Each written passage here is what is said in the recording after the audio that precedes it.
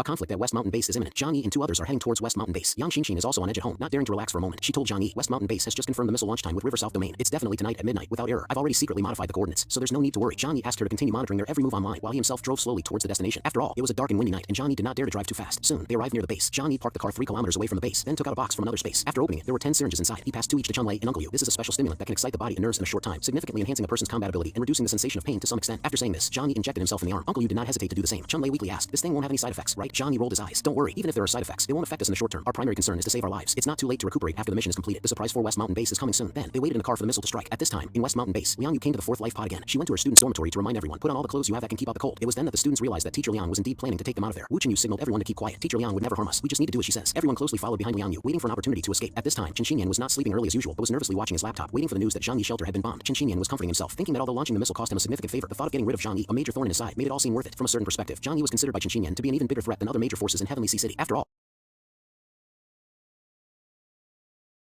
Zhang Yi had once caused him a painful defeat. As a high-ranking official of Heavenly Sea City, to be humiliated by such a clown was something Xie Yan could never accept. However, at such a crucial moment, he did not plan to enjoy this victory alone. He called over the team leader, Ling Feng, to tell him indirectly that the person he couldn't deal with had been easily handled by him, as a reminder to Ling Feng not to overestimate his abilities, implying that Xie Yan could manage without him. Ling Feng was surprised to learn that Xie Yan had a way to deal with Zhang Yi. This old guy got to his current position entirely because of his family's power. In terms of combat readiness, Xie Yan, you might not even compare to an upper-class soldier. Ling Feng couldn't figure out what method he might have to deal with Zhang Yi. At this moment, Xie Yan was full of confidence. "I just want to remind you that mutants are not invincible. Even now, in the post-apocalyptic world, the power of the military is still unquestionable." Ling Feng nodded. "Don't worry, I will definitely follow your arrangement." Xie Yan turned the computer screen to show Ling Feng, the top leader of River South Domain. "Zhu Shen owes me a big favor, so I contacted him to get a ground-penetrating missile." Hearing this, Ling Feng was overjoyed. "We can finally avenge our brothers. This time, Zhang Yi is surely dead." Xie Yan said proudly, "I've always said, don't think just because you've luckily awakened some special abilities that you can be arrogant. You're still too young." He then called Ling Feng to stand behind him. "Ling Feng, come over here. Today, we'll see how this arrogant Zhang Yi is blown to pieces. No matter how sturdy his shelter is, it can't withstand the attack of a ground-penetrating missile." Ling Feng was naturally very excited. "So many of my brothers died at his hands, and now I can finally relieve my hatred. It's just that, to deal with just Zhang Yi, using a high-yield ground-penetrating missile seems a bit wasteful." Xie Yan said helplessly, "It's true that a higher rank crushes the lower one. Once upon a time, my rank was almost the same as Zhu Zhang's, but now they control the weapons, and in the end, they've become the overlord of the River South Domain." Ling Feng suddenly had an idea. "If we could get the support of Commander Zhu, wouldn't Heavenly Sea City be ours for the taking?" Xie Yan glanced at Ling Feng. "You're being too naive." Xie Yan couldn't help thinking, although I have some connections with Zhu Zhang, it's now the apocalypse. If I can't create value for him, he has no reason to help me. Time passed by every second. Yang Xinxin did not take her eyes off the screen for a moment, fearing she would miss any crucial information. It was almost midnight. At this moment, at the command center of River South Domain headquarters, as a middle-aged man in military uniform pressed the launch button, a heavy missile soared from the silo, trailing a tail of fire that caught through the night sky, exceptionally conspicuous in the quiet night. Xie Yan's eyes showed excitement, staring intently at the screen. Just then, the information department at West Mountain Base detected an unidentified object speeding towards them. The information department immediately went into a frenzy. "This is a missile coming from the direction of Capital of Splendor. The target seems to be us." Report it quickly, but the missile's speed didn't give them time to react. Zhang Yi, in a snow vehicle, saw a bright light approaching from the horizon, falling to West Mountain Base like a meteor. With a loud boom, a muffled sound almost shook the area within 10 miles. Even the snow vehicle parked 3 kilometers away was nearly flipped over by the shockwave. Zhang Yi immediately informed Yang Xinxin the missile coordinate modification plan was successful. Inside the safe house, Yang Xinxin was already prepared, and everything proceeded according to plan. She immediately cut off the electricity system of West Mountain Base. At this time, the interior of West Mountain Base was in chaos, as if it had experienced a major earthquake. The sudden shutdown of the electricity system plunged the entire base into darkness. Screams filled the base. Xie Yan had no idea what was happening and suddenly slumped to the ground, weak at the knees. "What's going on? How could this happen?" It was then that the information department called. "Bad news, Lord Chen. We've been hit by a missile." Xie Yan was puzzled. Who would dare attack us with missiles? Could it be that Zhu Zhang has betrayed me? However, Xie Yan quickly regained his composure. He knew that the priority was to quickly restore order to the base and ensure his own safety. Thinking this, Xie Yan immediately ordered Ling Feng, "Quickly call the special forces to protect my safety. Also, make sure that those people in the 4th life pod don't cause any trouble. Send troops to guard it strictly. Finally, tell the engineers to hurry up and repair the electricity." Xie Yan was aware that West Mountain Base was very robustly built and couldn't be breached by just a few missiles. As long as we stabilize the current situation, the advantage is still ours. The intense shaking caused the soldiers guarding outside the base to panic. They hurriedly tried to use their communication devices to contact the command center, but the underground power supply had been cut off by Yang Xinxin, and everyone was in disarray, unable to contact anyone. Just then, Zhang Yi, driving the snow vehicle, came crashing at high speed, instantly knocking down 4 people. Before the guards could react, Zhang Yi and his 2 companions, along with their cat, had already stepped out of the vehicle with guns in hand. In just 2 minutes, the guards at the entrance were all taken down. Although the ground guards were the most elite soldiers, they stood no chance against the trio and their mutant cat. Zhang Yi glanced at the southern entrance of the base. He didn't plan to storm in directly. With a serious look, Zhang Yi said, "Next, it's up to Liang Yu." At this moment, in the 4th life pod, the students were also shouting and screaming due to the sudden shaking. Liang Yu then understood. "So this was the reason we were told to wait until midnight?" Fortunately, the shelter is exceptionally sturdy. Despite the severe shaking, there are no signs of collapse. Liang Yu signaled the students behind her, "Quickly, follow me." Liang Yu no longer had time to explain to the students. Every second counted now. Once West Mountain Base managed to restore the electricity system in order, they would have no chance to escape. Liang Yu took out her phone for light, and everyone closely followed behind her. The hall of the 3rd life pod was in chaos. The soldiers were also taken aback for a moment. They were holding guns, ordering everyone to quickly return to the 4th life pod. But now, in the pitch dark, they dared not shoot rashly. Most importantly, they had not yet received orders from above the fire. Seeing the chaotic scene outside, Liang Yu was secretly pleased. The opportunity has come. She had already memorized the entire escape route, so she didn't run around like a headless fly like the others. Liang Yu seized the opportunity and led the students out of the 4th life pod. Immediately, several gunshots were heard from inside. Fortunately, they ran out in time. They finally couldn't help but start shooting. Liang Yu couldn't care about that anymore. Her only wish at this moment was to lead the students out of West Mountain Base. The dozen or so students followed her closely, not daring to relax for a moment. Liang Yu was also aware that the armed forces of West Mountain Base were not to be underestimated. Once the electricity was restored, quelling such a scale of unrest would be easy. They had to speed up. As they passed by a stairwell, they suddenly saw 2 soldiers guarding with guns. Seeing the situation turn sour, the soldiers were about to raise their guns to stop them. Liang Yu didn't hesitate, activated her ability, swung her sword, and charged forward. The 2 soldiers hadn't even figured out what was happening before they were instantly beheaded. Liang Yu knew that the appearance of these 2 soldiers meant that the higher-ups of West Mountain Base had begun to restore order. If they didn't leave now, more soldiers would surely appear. The stairs leading to the surface from the base were long. Soon, a bright light appeared ahead. The students were overjoyed, almost reaching the exit. At this moment, Liang Yu extended her hand to block the students behind her, there was a sinister figure ahead. Suddenly, a familiar sound of high heels echoed, only to hear the shadow coldly say, Liang Yu, you traitor, dare to come back. At this moment, everyone realized that in front of them were over 30 fully armed special forces members. Guro played with her fringe. Lord Chen is truly wise to have guessed that some would try to escape amidst the chaos. Guro signaled the soldiers beside her to get into formation. Did you think West Mountain Base is a place you can come and go as you please? The only outcome for those who attempt to escape the base is to become food for the lower classes. Liang Yu, you traitor, you were given a good life, but didn't appreciate it, and now you're even willing to risk your life for these worthless test subjects. Hearing the word food, the students' faces turned pale. Were they using people as food? Was the yogurt-like substance they had been eating made from corpses? Some people started to vomit. At this point, Liang Yu suddenly extended her hand. Wait, I think we can still talk. Guro, however, responded coldly. What is there left to talk about with you? A traitor is a traitor and must not be tolerated. Just a second before Guro gestured to open fire, a soldier suddenly fell. Shot. Zhang Yi, holding a silenced sniper rifle, had arrived behind them. Guro's face turned pale instantly. Then she loudly ordered her soldiers to return fire. In no time, the entire narrow passage was covered in gunfire. Liang Yu had the students lie down against the walls while she herself charged forward with her long sword, knowing that Zhang Yi and his team had arrived to support them. With this backup, Liang Yu's confidence surged. The soldiers of West Mountain Base were attacked from both sides by powerful mutants, overwhelmed in both close combat and ranged attacks. After Zhang Yi opened the dimensional gate, all their shots became meaningless. In just 2 minutes, the narrow passage was filled with dismembered limbs. Liang Yu, regaining her senses and looking gratefully at Zhang Yi, said, "Thank you for your support." Zhang Yi simply replied, "Don't mention it." He understood that without Liang Yu's risky return to the base as an insider, he would have had no chance to change the missile coordinates. Helping her rescue the students was only natural. Thinking this, Zhang Yi said to Liang Yu, "There's no time to lose. Hurry and get them out of here." Liang Yu quickly calmed the frightened students. "Everyone, move quickly. We're about to be free." At this moment, Liang Yu saw Guro curled up in a corner. Liang Yu stared at Guro intently and said, "I heard it was your idea that led to the death of my students, right?" Fear was written all over Guro's face. "Please, don't kill me. I'm just a secretary." All those decisions were made by Lord Chen himself. Xie Yan, filled with hatred, walked over. The experiments he had undergone for human modification were like climbing out of the 18 layers of hell. Now, faced with Guro's pleas, he didn't say a word before pulling out a dagger and slicing her throat. Afterward, he simply stated, "People like her are not worth pity." Liang Yu approached Zhang Yi sincerely and said, "Thank you for keeping your word. You helped me save the students. What can I do for you next?" Zhang Yi told Liang Yu, "The guards at the entrance have all been dealt with. There's no time to waste. Your students must leave quickly." Saying this, Zhang Yi took out 2 backpacks from another space. "Here are energy bars to restore strength and some fuel for warmth. First, go hide in a district 5 kilometers southeast of here. I will come to meet you later." Then, Zhang Yi pointed at Liang Yu and said, "You can't leave yet. You need to lead the way for us. We'll go in together soon." The students, hearing this, looked terrified. "Teacher can't leave us. If by any chance pursuers come after us, we have no power to resist. Then we're doomed." Zhang Yi smiled and said, "I guess they're too busy to chase you now." However, Zhang Yi's expression suddenly changed. "If we all escape now and West Mountain Base stabilizes the situation here, they will definitely come after us soon, especially since just now, your teacher Liang and I killed so many of their people. Do you think they would let it go?" Liang Yu understood deep down. From the moment she decided to defect from West Mountain Base, her escape route was already cut off. Even if she escapes from West Mountain Base today, she might still face their endless pursuit in the future. Liang Yu bit her lip weakly and asked, "So, what do we do next?" Zhang Yi smiled slightly. "Isn't it simple? Just blow up their entire base. That way, it's solved once and for all." Liang Yu felt a twinge of reluctance in her heart. There are so many people inside. Those are thousands of living lives. But if we don't root out the problem, she and the students will eventually face retaliation. By then, it will be them who die. After pondering for a moment, Liang Yu made up her mind. "I'll help you." She knew she didn't have much time left. Given the situation, this might be the only path she could choose. Liang Yu instructed Xie Yan, who was beside her. "Xie Yan, you lead the way. We will come to find you guys as soon as we're done here." Xie Yan glanced at Zhang Yi and the others, then said to Liang Yu, "Teacher Liang, you must protect yourself." Then he led the students out of the base. At this point, Liang Yu didn't know how much she could help. She was aware of the gap in strength between herself and Ling Feng. Zhang Yi handed his phone to Liang Yu. "We must act quickly. Take us to this location." That location was the second life pod, where she had always lived and was very familiar with. Liang Yu nodded. "Follow me." The 4 of them immediately put on helmets and sprinted towards the designated location. Zhang Yi and his team quickly arrived at the central location, which was ideal for placing explosives. Zhang Yi signaled Uncle Yu and Chun Lei, "Start the operation." The 2 nodded and quickly took out timed explosives from their backpacks, placing them in various hidden corners. Seeing this, Liang Yu said anxiously, "This amount of explosives won't have any effect. The sturdiness here is beyond your imagination. Your ordinary C4 won't make a dent." Zhang Yi calmly responded, "These are explosives specially made by Liu Karen." While speaking, Zhang Yi activated the dimensional gate, and the next second, piles of explosives landed in the corners. Liang Yu's eyes widened in shock. These bombs look somewhat familiar at first glance. Upon closer thought, aren't these the same explosives Ling Feng used to bomb the shelter? "You actually kept these things?" Zhang Yi chuckled. "I, Zhang Yi, have always been frugal, never wasting a grain of rice. Now, let them taste their own medicine." After setting everything up, Zhang Yi signaled to quickly evacuate. On their way out, Zhang Yi also attached explosives to every door they passed. When they reached the corner, Liang Yu suddenly stopped. She looked towards the end of the second life pod and said, "Why don't we take this opportunity to directly eliminate Xie Yan? Without their leader, the base will surely fall into chaos." Clenching her long sword, the thought of her students being killed by Xie Yan's orders filled Liang Yu with deep hatred, especially since that old man had manipulated her students, which disgusted her as a woman. Zhang Yi also stopped and, without turning back, said